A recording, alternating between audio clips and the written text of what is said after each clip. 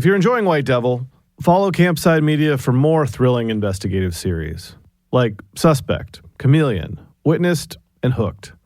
Just go to campsidemedia.com/join. That's campsidemedia.com/JOIN. Campside Media. This is White Devil. Please do enjoy.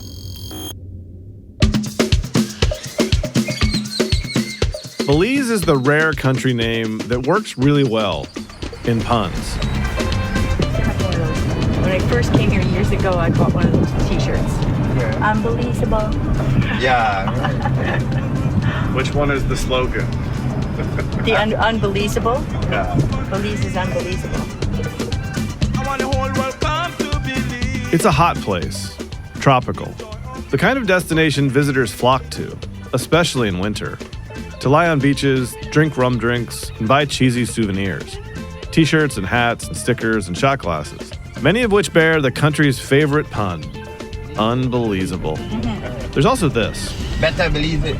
Better believe it. Yeah, it's another one.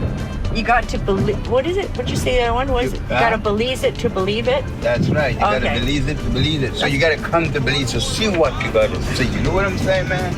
Yeah, that's what I do, man. I'm a tour guide for 35 years. I'm a whole guy.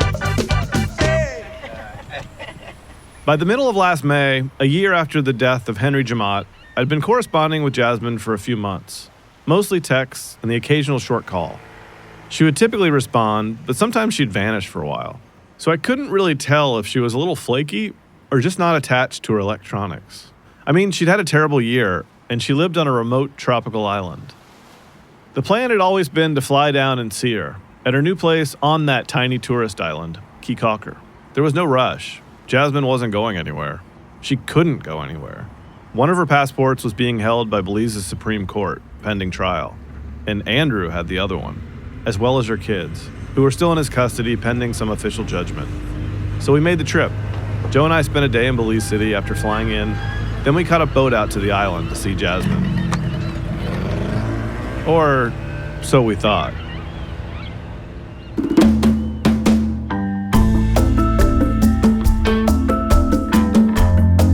From Campside Media, this is White Devil, and I'm Josh Dean. Episode 7, Unbelizable.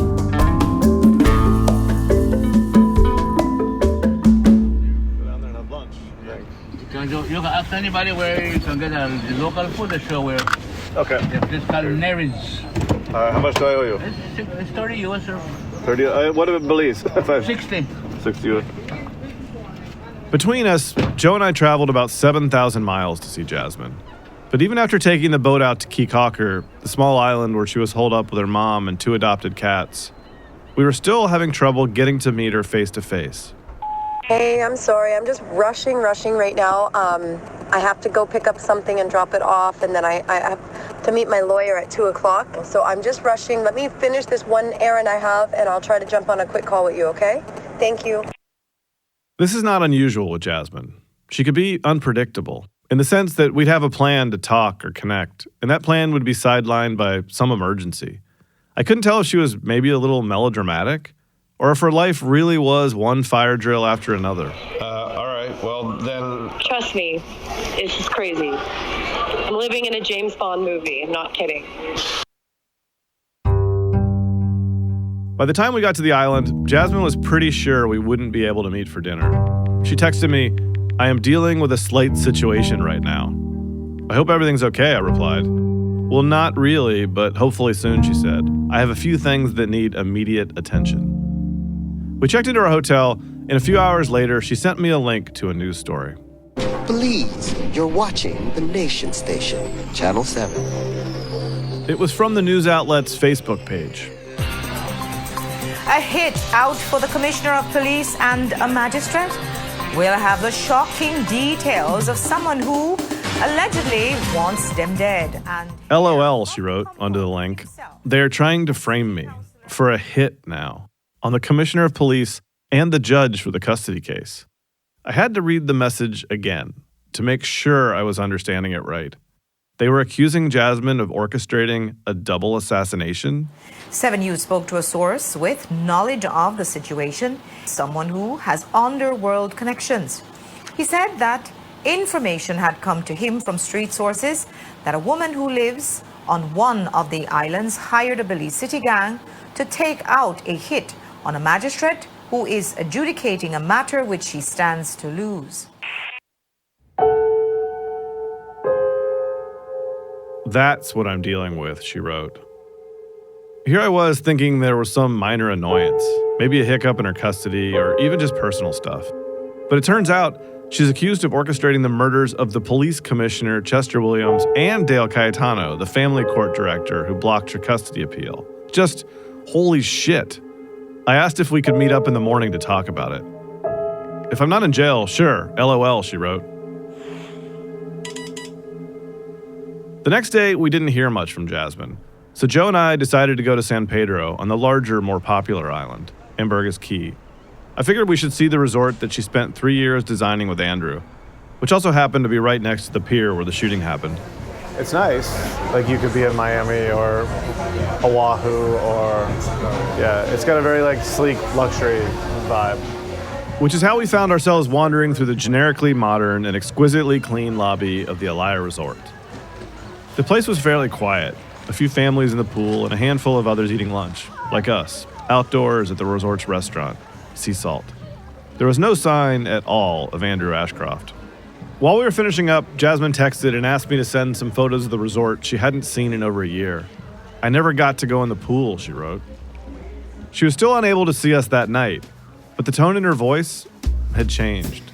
Before, she'd seemed almost bemused, incredulous maybe. Now, she sounded nervous.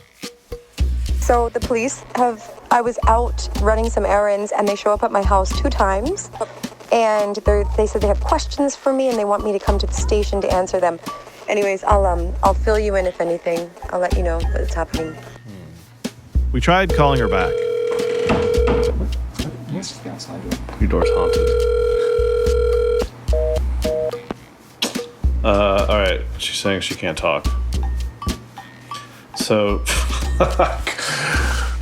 she may be going to jail. But is this all over that stupid fucking rumor? That she was gonna kill the commissioner, have a hit put on the commissioner, which is just silly. I mean, it seemed silly, but cops were taking it seriously. And so was Belize's media. We called Hippolito, a person with a much better view of the larger picture, to see if he knew anything about what the hell was going on. He'd spoken to Dickie Bradley, Jasmine's defense attorney. So I just finished speaking to Dickie, and he mentioned to me that, yes, they raided her house, and Jasmine is claiming is that a mentally man is making allegations, and she went in to make a police report to report this man, and apparently she was slapped with 2 minor charges. He said he would get back to me, but that's the latest right now, but it seems that she's okay. This was the first we'd heard of another person involved. But over the next few hours, we got a little more clarity. As Jasmine explained it via a series of texts and then voice memos, this all started with a guy named Lionel Neal, who also goes by Piggy. Lionel had done some construction work for Jasmine, and later, a little security. Jasmine and her mom, Candace, who lived together, even gave him a room in their house for a bit. Lionel was telling the media that he'd had a fling with Jasmine. She denied that. In fact, said that Lionel actually just got weird. He came into her room and took a photo of her sleeping, and then sent it to her. He started menacing them and asking for money. The day before we arrived, she claimed, he came at her with scissors. So she pressed charges. That was the quote-unquote situation she was talking about when she canceled our first meeting. The cops, in turn, picked Lionel up, and he had a hell of a story to tell them.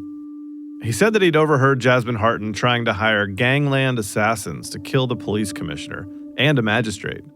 Belizean cops, for some reason, were taking it seriously, which clearly had Jasmine spooked. He's claiming I owe him money from construction work that he did in Belize City. That's what this is all about. And then it just happens to be, he's mad about, he thinks I owe him money, which I do not. But the fact that the Ashcrofts are so desperate that they're running with this lunatic's words, why am I going through this? This This system is insane. Someone can just say gossip when they're angry, and I might go to jail for that. Like, where do I live? My gosh. You heard that Ashcroft assertion in there. Let me be clear that there's no evidence that Andrew or anyone in his family was behind this bizarre episode. And via his lawyers, Andrew denied any knowledge of these allegations, saying that, quote, "This appears to be something of an urban myth." But you can understand why Jasmine believes that someone with motive was out to get her. Because this was nuts. A thing that never should have gotten outside of the local police station where Lionel was questioned. And yet, by the end of that day, Wednesday, here was Chester Williams, Commissioner of Police, talking to a reporter from Channel 7. Yes, I have received information yesterday, and I am not moved by it.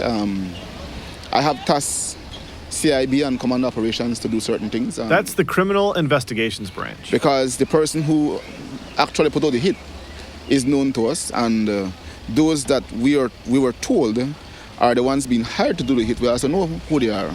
And so they are being monitored by the police. We have a job to do, and we must do our duties to the best of our ability. And in terms of the threat, we'll do what needs to be done to neutralize that threat. No, I know that. We will do what needs to be done to neutralize that threat. This was a pretty clear statement that the top cop in a country plagued by drug running and gang warfare believed, or pretended to believe, a story that Jasmine Harton was trying to have him killed. And that he might detain her for it. I mean, he wouldn't really. Would he?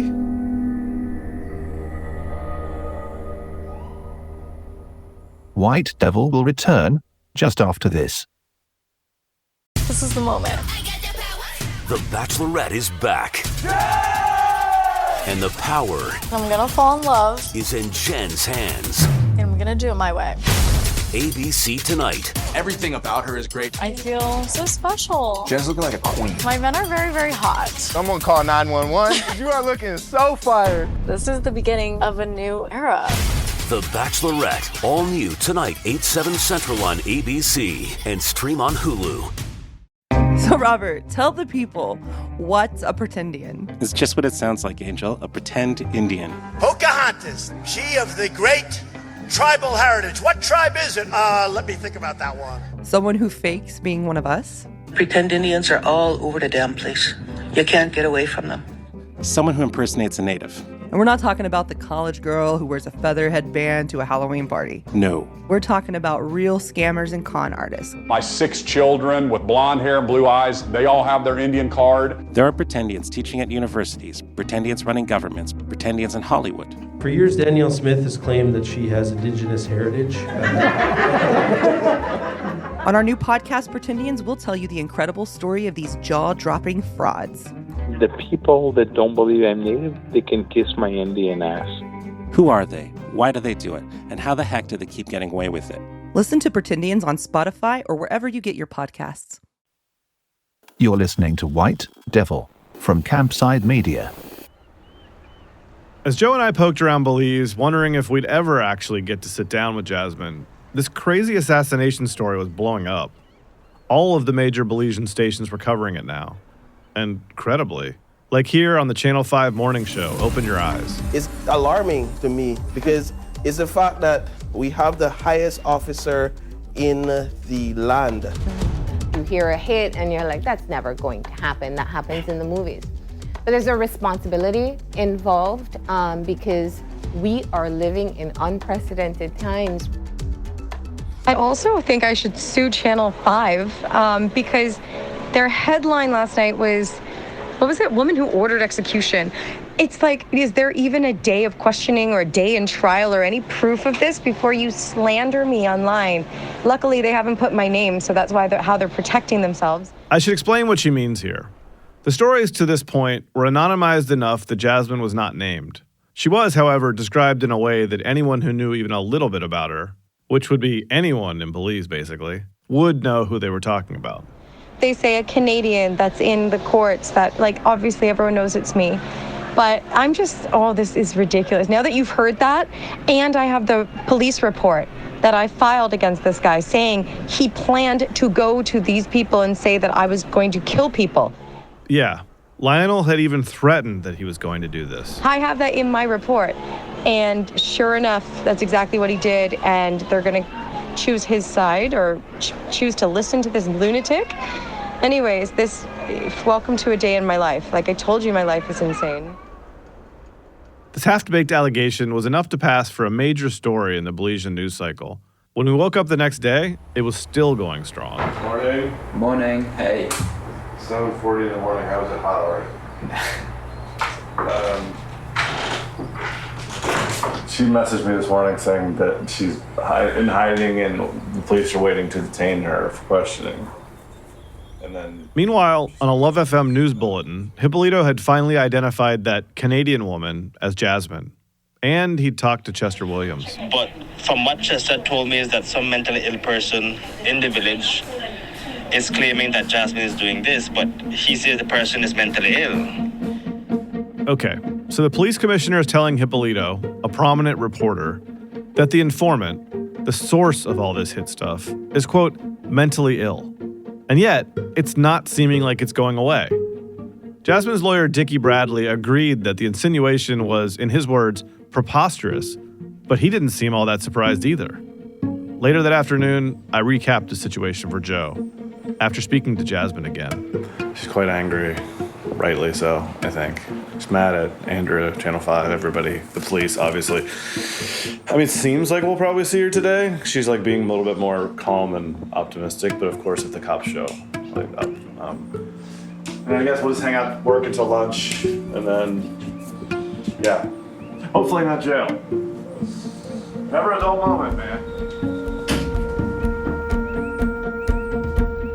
Throughout the day, we tried to call various people, including Dickie. Why was this still a thing? Was there something here I was missing? Do people in Belize not have voicemail? Have you noticed that every call, it just rings and rings? Maybe this is how I make my fortune. I bring voicemail to Belize. All right, first attempt failed. We'll just keep trying.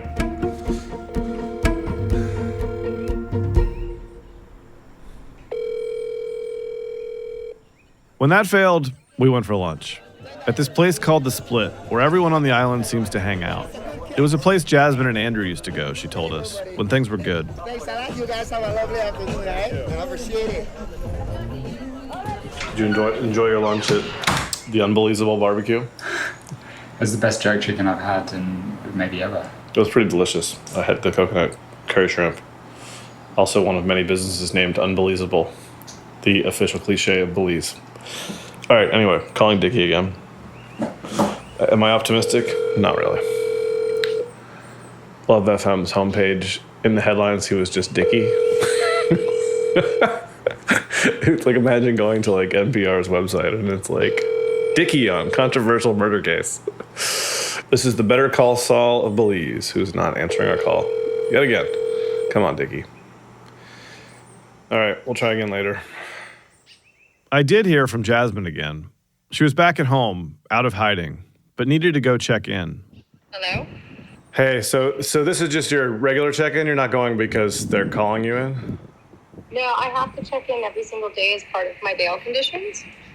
So, like yesterday, I went to check in and they said nothing to me.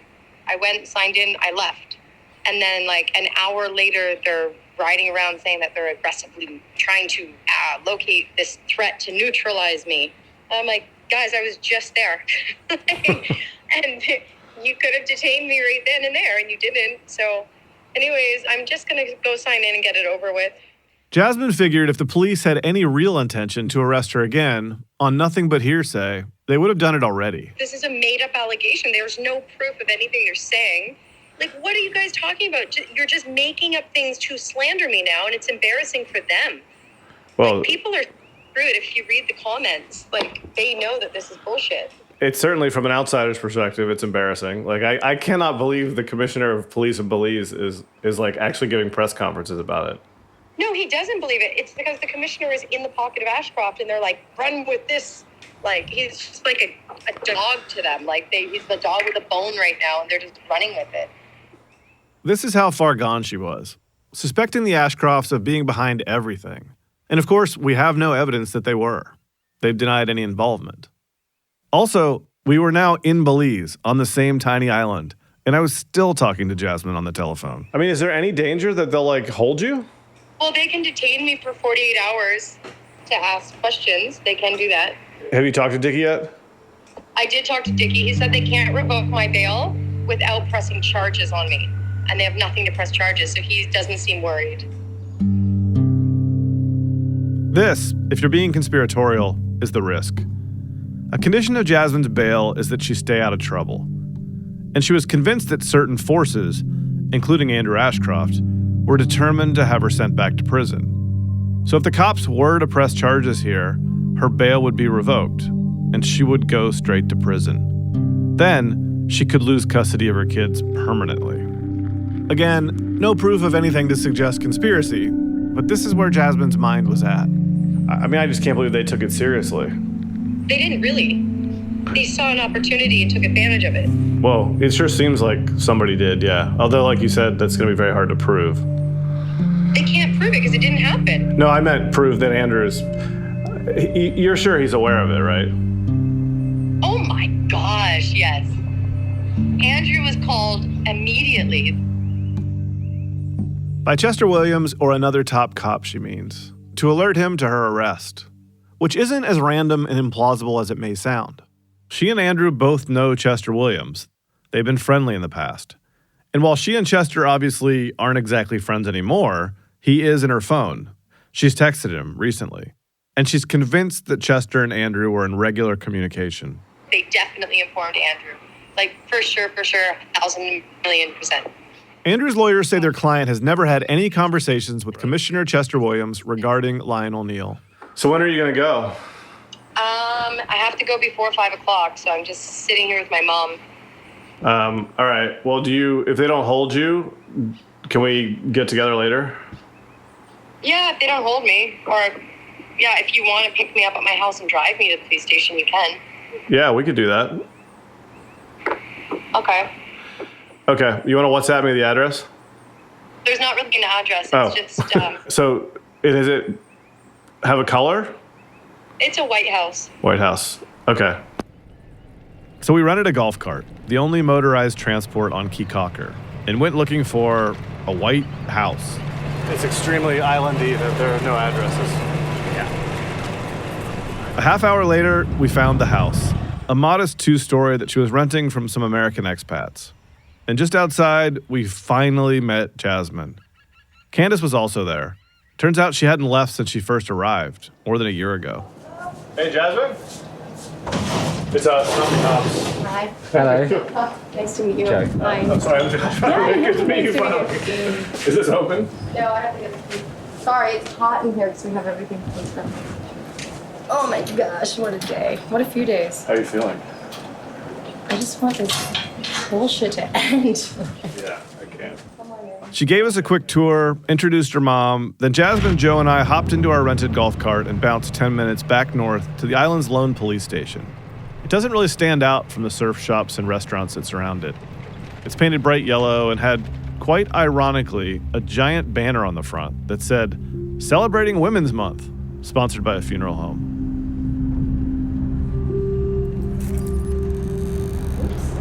Things seemed pleasant enough. Jasmine signed in as usual, but when she turned around to leave, the officer on duty stopped her and said that the boss needed to speak with her. He showed Jasmine into a small office in the back. Turns out she was going to be detained after all, and taken eventually to Belize City, to the police headquarters on Queen Street. As I paced around the tiny lobby, I could hear two cops listening to Jasmine's voice memos, which included memos from Lionel Neal, inside a small office with the door open. These were memos she'd shared with them to try and clear her name, to prove that this was all nuts. Listen, I'm still deciding what to do, but if I meet with you, I need you to admit that you lied about all the stuff you're saying about me. Lionel, you need to get mental help. You're making so many lies against me, and you're acting completely insane. Yes. You're acting like a crazy person. And then they took her out the back, and she was gone.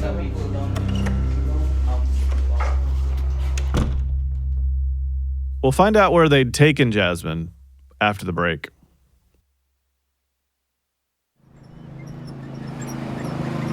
Right under our noses, Jasmine Harton had once again been detained and then whisked away. This time on essentially no evidence, other than one random guy's accusations. A guy who goes by the name Piggy. Then, an hour later, she resurfaced in Belize City, where cops had tipped off the local news. They handcuffed her on the pier in front of the cameras. She's smiling in that footage. The look on her face is pretty clear. It says, "You have to be kidding me." Joe and I puttered off in the cart in sheer disbelief over the day's absurd events. We stopped by Jasmine's house where her mom was waiting. She had no idea what was going on. While we were there, her phone rang. It was Jasmine. Hello? Hey, Mom, I'm at Queen Street. Yes? Can you try to get a hold of Dickie for me, please? I'll try again. I can't get hold of him. But I'll try. Just keep trying. Okay, sweetheart, I will. Are you okay? Yeah. I love you I'm too. going to be in a cell tonight, but I'm okay. Been into that one before. Love you, Mom. I love you too, sweetheart. Okay. I'll call now. Okay, thanks. Bye. I even have my brother in Canada phoning Dickie. The guy doesn't, that's the other thing. He never answers the damn phone. Never.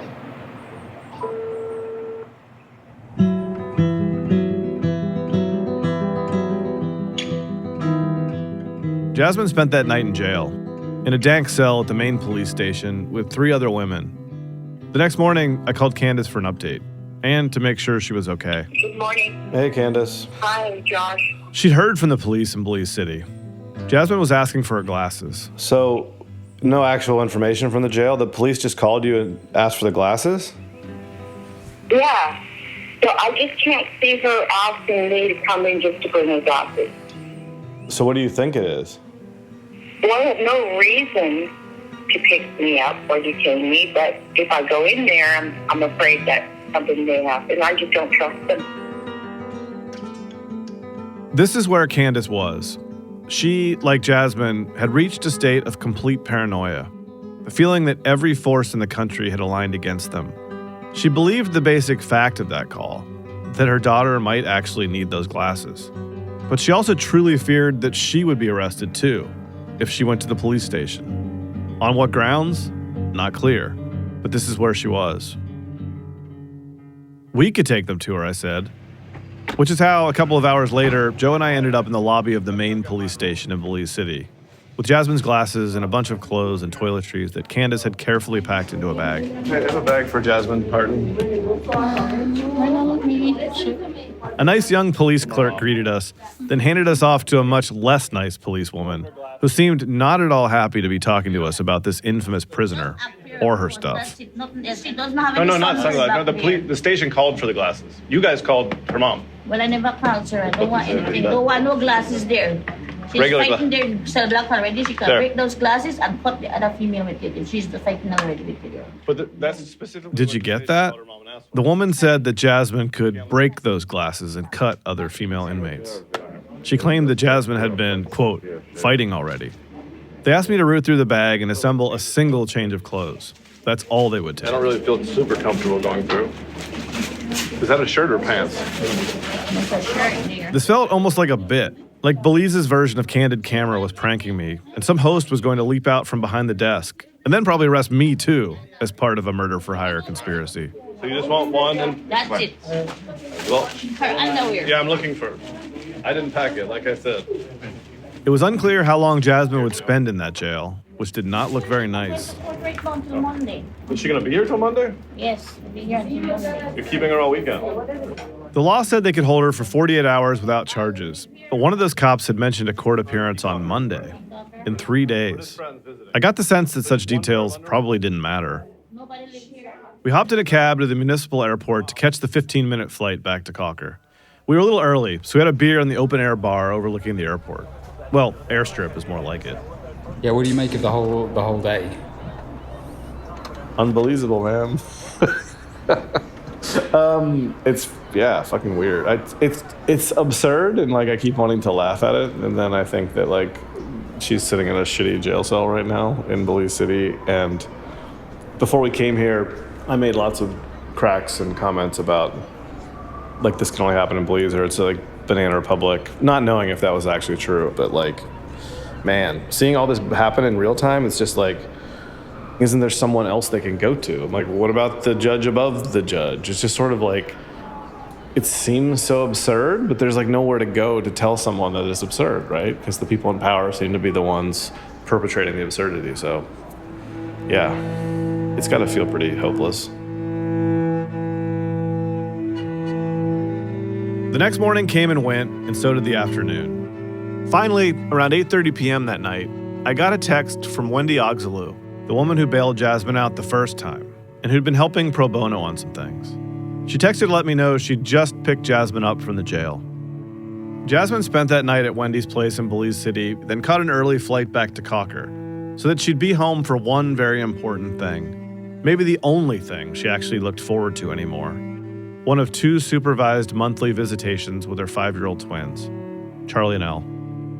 I picked her up to go to the airport and get the twins, plus the babysitter Andrew had sent to chaperone, an off-duty cop who calls himself Mr. Handsome. Then I dropped them all at the house and left them alone. They read books and painted seashells, and at the end, when I came back to drive them to the airport, they were clearly upset about leaving. Charlie asked me to drive very slowly so that the plane would leave without them. Jasmine took them inside the small terminal building to catch the plane, then came back out. Quick, right? Yeah, sorry, I didn't mind waiting at all. I was happy for you to get more time. Me too. I have to sign in. I don't know if you want. Yeah, do you want to go straight there? Yeah, I guess, can we get out? I can get around him, I think. Back to the police station again for her daily stay out of prison signing. So you don't get a break even though they just let you out of jail? No. Nice. There's never a break. Oh my gosh. So I've just spent a day and a half in jail. Like, it's not nice in there, trust me. Like, people being brought in after domestics, and like this one girl came in, she just caught another girl, and she bit her finger off. In jail? No, like she was telling me and acting out what she did, or she bit the girl's finger, and I was sleeping on cement. Like, you don't get a pillow, blanket, nothing. It's pretty brutal. Later, we caught up with Wendy, who had rushed down to see Jasmine while she was in jail. I didn't find out about it. I saw it on the news. So as soon as I saw that evening, as her legal counsel, I went to the police station to do a wellness check on her to make sure that she was okay. Wendy is not actually Jasmine's official lawyer, so it's surprising that cops let her in. It's not her first rodeo inside a jail cell. It's not pleasant, but you'll survive. And in fact, was very tearful, saying that she was being abused. Not physically abused or anything, but psychologically abused in the prison cell there. Waking her up in the middle of the night and opening her jail cell and telling her she's free to go. And as soon as she steps out, they tell her, it's a joke, and pull her back in, and, just things like that would bring her to tears. And in the middle of this interview with her, there was a knock on the door, and it was the operating commander of the police station at the time who came to tell her that she was free to go. At first, she was in total disbelief. She wasn't sure if it was another joke again, and she said, is this for real? And they told her yes. At which point we just collected her stuff and then walked out. This trumped up charges, none of it is true. And she suffered enough.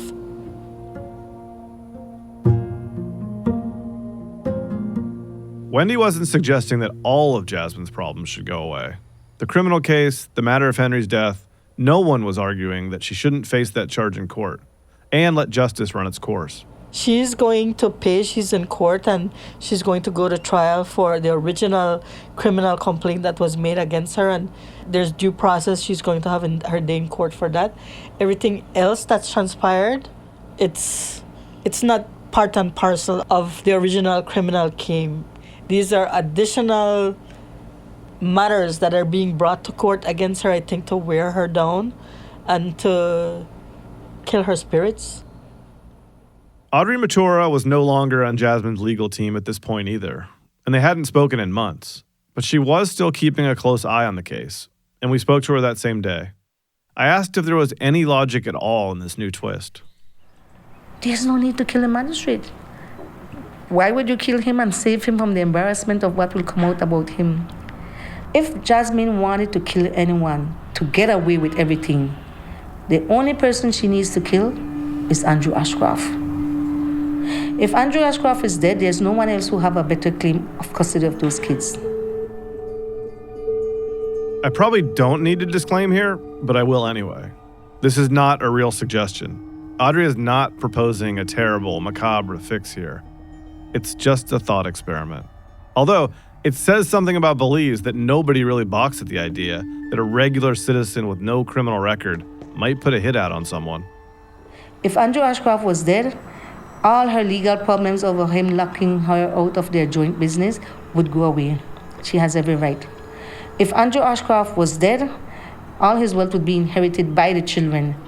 The lawyer, the police, the judge, the magistrate, whoever is like a non-factor in that. They say she wanted to kill the commissioner of police. She benefits in no way from that.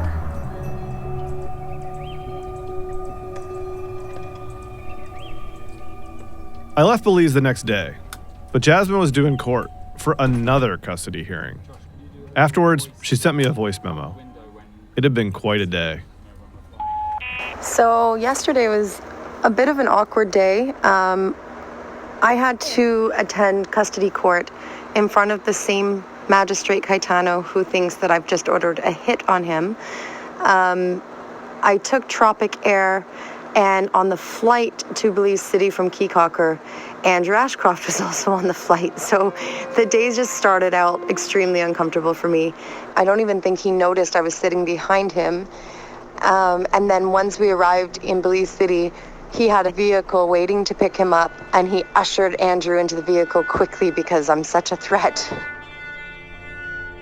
Court had not gone well.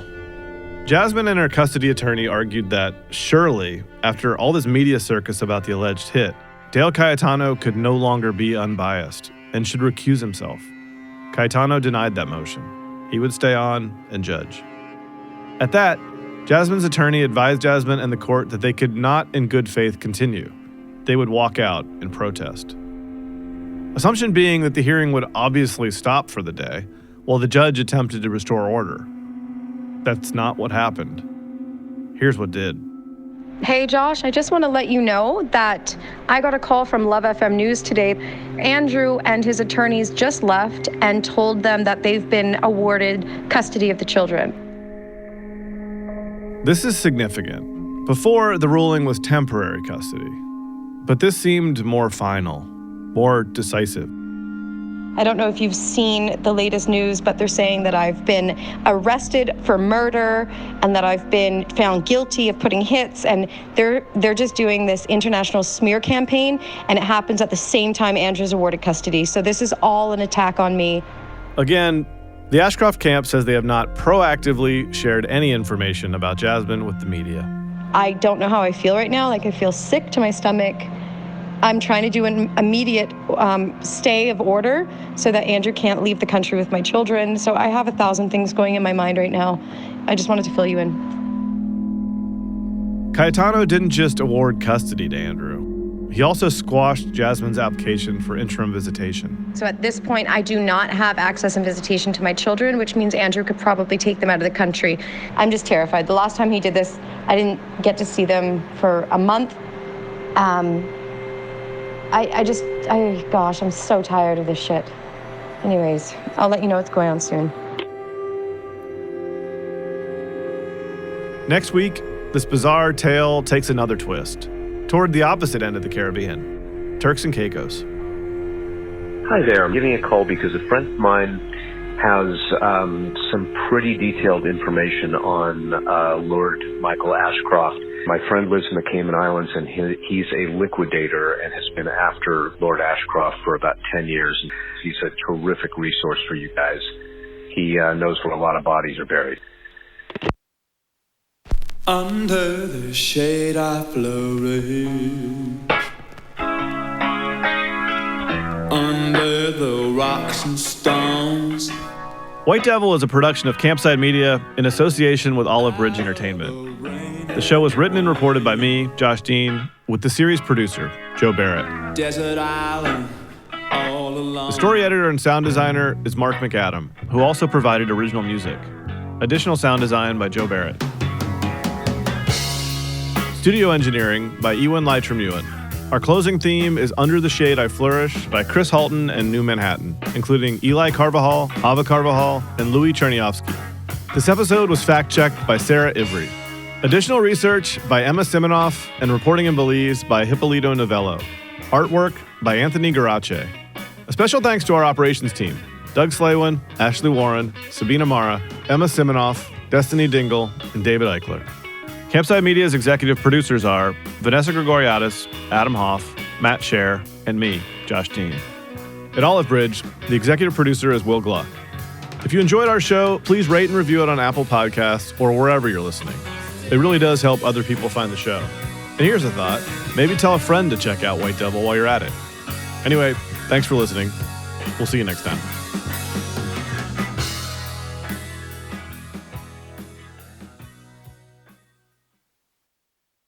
So, Robert, tell the people, what's a pretendian? It's just what it sounds like, Angel, a pretend Indian. Pocahontas, she of the great tribal heritage. What tribe is it? Let me think about that one. Someone who fakes being one of us? Pretend Indians are all over the damn place. You can't get away from them. Someone who impersonates a native. And we're not talking about the college girl who wears a feather headband to a Halloween party. No. We're talking about real scammers and con artists. My 6 children with blonde hair and blue eyes, they all have their Indian card. There are pretendians teaching at universities, pretendians running governments, pretendians in Hollywood. For years, Danielle Smith has claimed that she has indigenous heritage. On our new podcast, Pretendians, we'll tell you the incredible story of these jaw-dropping frauds. The people that don't believe I'm native, they can kiss my Indian ass. Who are they? Why do they do it? And how the heck do they keep getting away with it? Listen to Pretendians on Spotify or wherever you get your podcasts. If you're enjoying White Devil, follow Campside Media for more thrilling investigative series, like Suspect, Chameleon, Witnessed, and Hooked.